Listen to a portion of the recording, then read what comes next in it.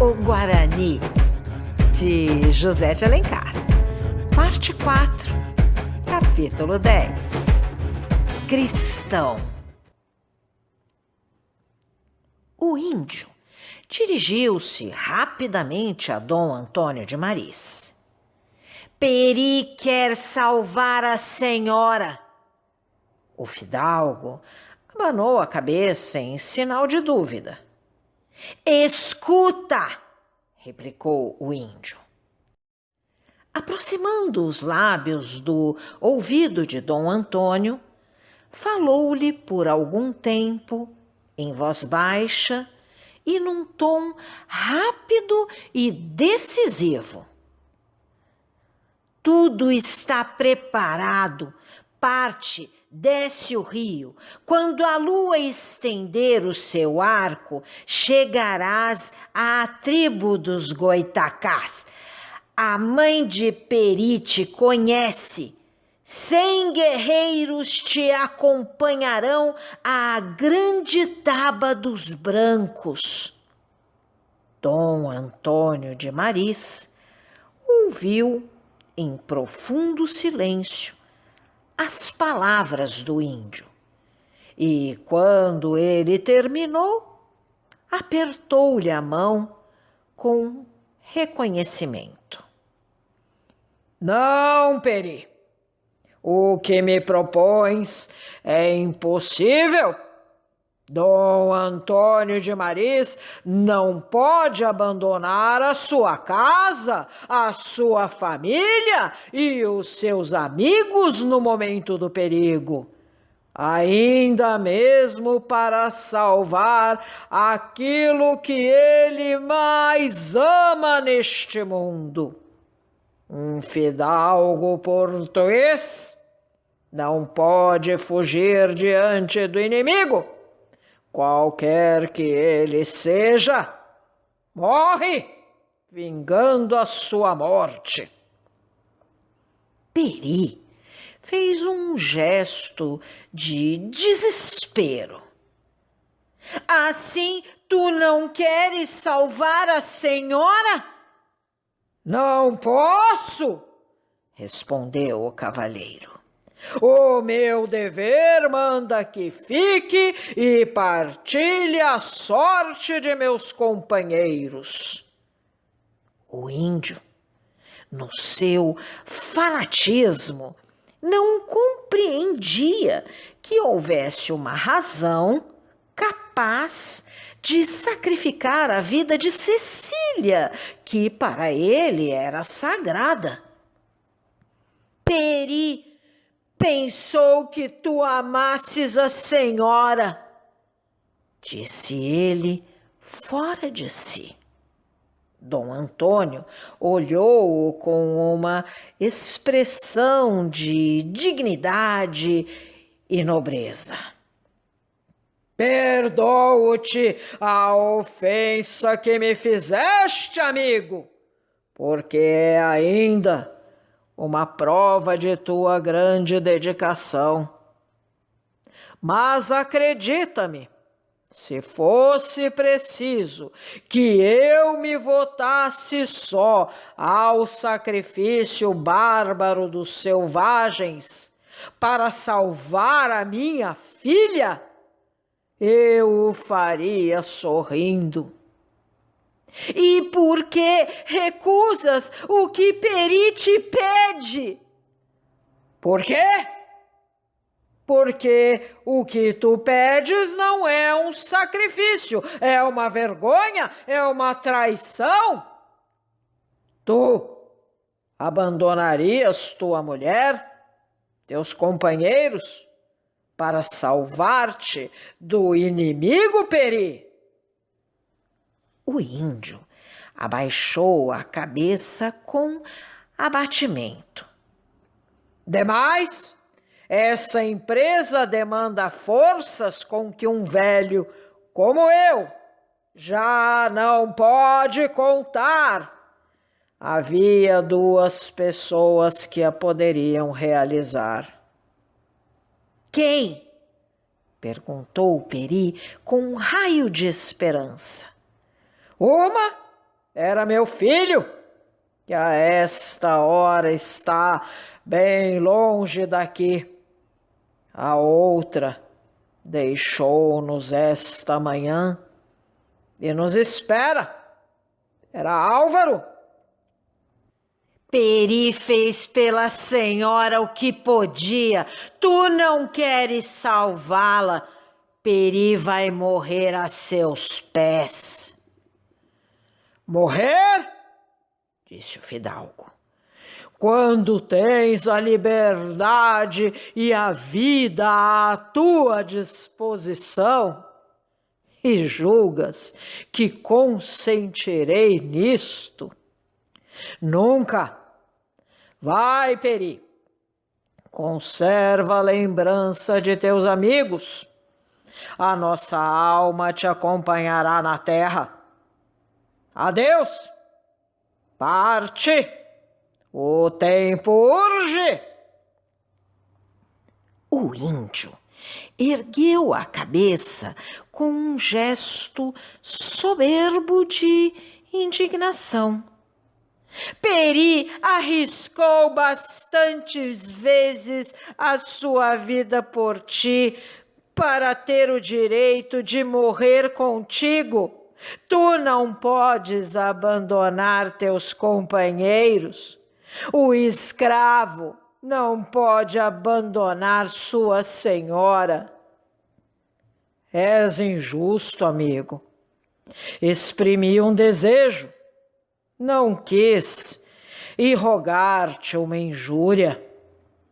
Se exiges uma parte do sacrifício, esta te pertence e tu és digno dela. Fica! Um grito dos selvagens retroou nos ares. Dom Antônio, fazendo um gesto aos aventureiros, encaminhou-se para o gabinete. Cecília, adormecida sobre a cadeira de espaldar, sorria, como se algum sonho alegre a embalasse no seu sono tranquilo. O rosto, um pouco pálido, moldurado pelas tranças louras de seus cabelos, tinha a expressão suave da inocência feliz. O fidalgo, contemplando sua filha, sentiu uma dor pungente e quase arrependeu-se de não ter aceitado o oferecimento de Peri e de não tentar ao menos esse último esforço para defender aquela vida que apenas começava a expandir-se. Mas podia ele mentir ao seu passado e faltar ao dever imperioso que o obrigava a morrer no seu posto? Podia trair, na sua última hora, àqueles que haviam partilhado a sua sorte? Tal era o sentimento de honra naqueles antigos cavalheiros que Dom Antônio, nem um momento, admitiu a ideia de fugir para salvar sua filha. Se houvesse outro meio, de certo o receberia como um favor do céu, mas aquele era impossível. Enquanto o espírito do fidalgo se debatia nessa luta cruel, Peri, de pé, junto de Cecília, parecia querer ainda protegê-la contra a morte inevitável que a ameaçava. Dir-se-ia que o índio esperava algum socorro imprevisto, algum milagre que salvasse sua senhora e que aguardava o momento de fazer por ela tudo quanto fosse possível ao homem. Dom Antônio, vendo a resolução que se pintava no rosto do selvagem, tornou-se ainda mais pensativo, quando, passado esse momento de reflexão, ergueu a cabeça. Seus olhos brilhavam com um raio de esperança. Atravessou o espaço que o separava de sua filha e, tomando a mão de Peri, disse-lhe com uma voz profunda e solene: Se tu fosses cristão, Peri. O índio voltou-se, extremamente admirado daquelas palavras. Por quê? Perguntou ele. Porque, disse lentamente o fidalgo, porque se tu fosses cristão, eu te confiaria a salvação de minha filha. E estou convencido de que a levarias ao Rio de Janeiro, a minha irmã. O rosto do selvagem iluminou-se. Seu peito arquejou de felicidade.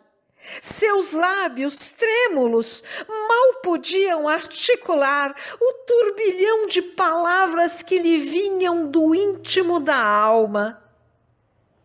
Peri quer ser cristão! Exclamou ele. Dom Antônio lançou-lhe um olhar úmido de reconhecimento. A nossa religião permite, disse o fidalgo, que na hora extrema todo homem possa dar o batismo. Nós estamos com o pé sobre o túmulo. Ajoelha, Peri! O índio caiu aos pés do velho cavalheiro, que impôs-lhe as mãos sobre a cabeça. Sê cristão, dou-te o meu nome. Peri beijou a cruz da espada que o fidalgo lhe apresentou e ergueu-se, altivo e sobranceiro, pronto a afrontar todos os perigos para salvar sua senhora. Escuso exigir de ti a promessas de respeitares e defenderes minha filha. Conheço a tua alma nobre, conheço o teu heroísmo e a tua sublime dedicação por Cecília. Mas quero que me faças um outro juramento. Qual? Peri está pronto para tudo? Juras que se não puderes salvar a minha filha, ela não cairá nas mãos do inimigo? Peri, te jura que ele levará a senhora, a tua irmã, e que, se o Senhor do céu não deixar que Peri cumpra a sua promessa, nenhum inimigo tocará em tua filha, ainda que para isso seja preciso queimar uma floresta inteira. Bem, estou tranquilo. Ponho minha Cecília sob tua guarda e morro satisfeito. Podes partir. Manda fechar todas as portas. Os aventureiros obedeceram à ordem do fidalgo. Todas as portas se fecharam. O índio empregava este meio para ganhar tempo. Os gritos e bramidos dos selvagens, que continuavam com algumas interrupções, foram se aproximando da casa. Conhecia-se que escalavam o rochedo nesse momento. Alguns minutos se passaram numa ansiedade cruel. Dom Antônio de Maris depositou um último beijo na fronte de sua filha. Dona Laureana apertou ao seio a cabeça adormecida da menina e envolveu-a numa manta de seda. Peri, com o ouvido atento, o olhar fito na porta, esperava. Ligeiramente apoiado sobre o espaldar da cadeira, às vezes estremecia de impaciência e batia com o pé sobre o pavimento da sala. De repente, um grande clamor soou em torno da casa. As chamas lamberam com as suas línguas de fogo as frestas das portas e janelas. O edifício tremeu, desde os alicerces, com o embate da tromba de selvagens que se lançava furiosa no meio do incêndio. Peri apenas ouviu o primeiro grito, reclinou sobre a cadeira e tomou Cecília nos braços quando o estrondo soou na porta larga do salão. O índio já tinha desaparecido. Apesar da escuridão profunda que reinava em todo o interior da casa, Peri não hesitou um momento. Caminhou direito ao quarto onde habitara sua senhora e subiu à janela.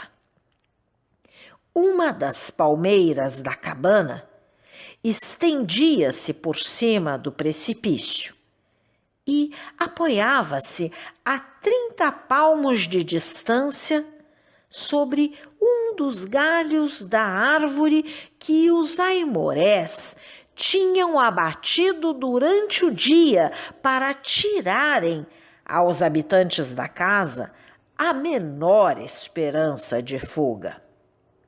Peri, apertando Cecília nos braços, firmou o pé sobre essa ponte frágil, cuja face convexa tinha, quando muito, algumas polegadas de largura. Quem lançasse os olhos nesse momento para aquela banda da esplanada, veria, ao pálido clarão do incêndio, deslizar-se lentamente por cima do precipício um vulto hirto, como um dos fantasmas que, segundo a crença popular, atravessavam à meia-noite as velhas ameias de algum castelo em ruínas. A palmeira oscilava e Peri, embalando-se sobre o abismo, adiantava-se vagarosamente para a encosta oposta. Os gritos dos selvagens repercutiam nos ares de envolta com o estrépito dos tacapes que abalavam as portas da sala e as paredes do edifício. Sem se inquietar com a cena tumultuosa que deixava após si, o índio ganhou a encosta oposta e, segurando com uma mão nos galhos da árvore, conseguiu tocar a terra sem o menor acidente. Então, fazendo uma volta para não aproximar-se do campo dos aimorés, dirigiu-se à margem do rio. Aí estava escondida entre as folhas a pequena canoa que servia outrora para os habitantes da casa atravessarem o Paquequer. Durante a ausência de 1 hora que Peri tinha feito, quando deixara Cecília adormecida, ele havia tudo preparado para essa empresa arriscada que devia salvar sua senhora. Graças à sua atividade espantosa, armou, com o auxílio da corda, a ponte pêncil sobre o precipício. Correu ao rio, amarrou a canoa no lugar que lhe pareceu mais propício e em 2 viagens levou a esse barquinho que ia servir de morada a Cecília durante alguns dias tudo quanto a menina podia carecer. Eram roupas, uma colcha de damasco com que se poderia arranjar um leito, alguns alimentos que restavam na casa. Lembrou-se até que Dom Antônio devia ter necessidade de dinheiro logo que chegasse ao Rio de Janeiro, porque Peri contava que o fidalgo não duvidaria salvar sua filha. Chegando à beira do rio, o índio deitou sua senhora no fundo da canoa, como uma menina no seu berço. Envolveu-a na manta de seda para abrigá-la do orvalho da noite e, tomando o remo, fez a canoa saltar como um peixe sobre as águas. A algumas braças de distância, por entre uma aberta da floresta, Peri viu, sobre o rochedo, a casa iluminada pelas chamas do incêndio que começava a lavrar com alguma intensidade. De repente, uma cena fantástica, terrível, passou diante de seus olhos, como uma dessas visões rápidas que brilham e se apagam de repente no delírio da imaginação. À frente da casa estava às escuras. O fogo ganhara as outras faces do edifício e o vento o lançava para o fundo. Peri, do primeiro olhar, tinha visto os vultos dos aimorés a se moverem nas sombras e a figura horrível e medonha de Loredano erguendo-se como um espectro no meio das chamas que o devoravam.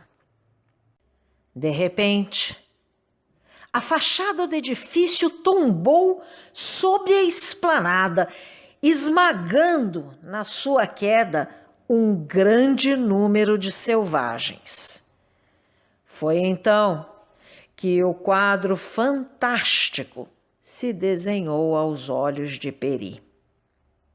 A sala era um mar de fogo. Os vultos que se moviam nessa esfera luminosa pareciam nadar em vagas de chamas.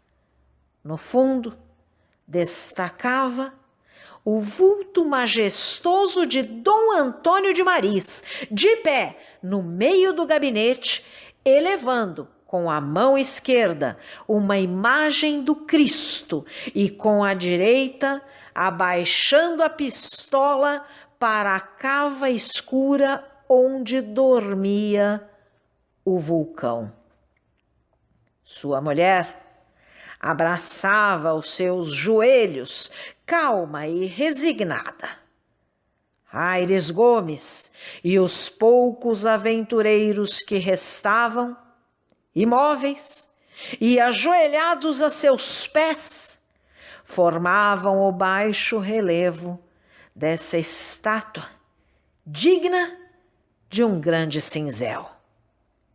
Sobre o montão de ruínas formado pela parede que desmoronara, desenhavam-se as figuras sinistras dos selvagens, semelhantes a espíritos diabólicos dançando nas chamas infernais. Tudo isso Peri viu de um só relance de olhos, como um painel vivo, iluminado um momento pelo clarão instantâneo do relâmpago. Um estampido horrível reboou por toda aquela solidão. A terra tremeu e as águas do rio se encapelaram como batidas pelo tufão. As trevas envolveram o rochedo há pouco esclarecido pelas chamas, e tudo entrou de novo no silêncio profundo da noite. Um soluço partiu o peito de Peri, talvez a única testemunha dessa grande catástrofe. Dominando a sua dor, o índio vergou sobre o remo e a canoa voou pela face lisa e polida do Paquequer. Se você gostou desse áudio, deixe seu like, compartilhe, deixe também seu comentário e se inscreva no canal, ativando o sininho para ser avisado dos próximos vídeos. Um grande abraço e até a próxima!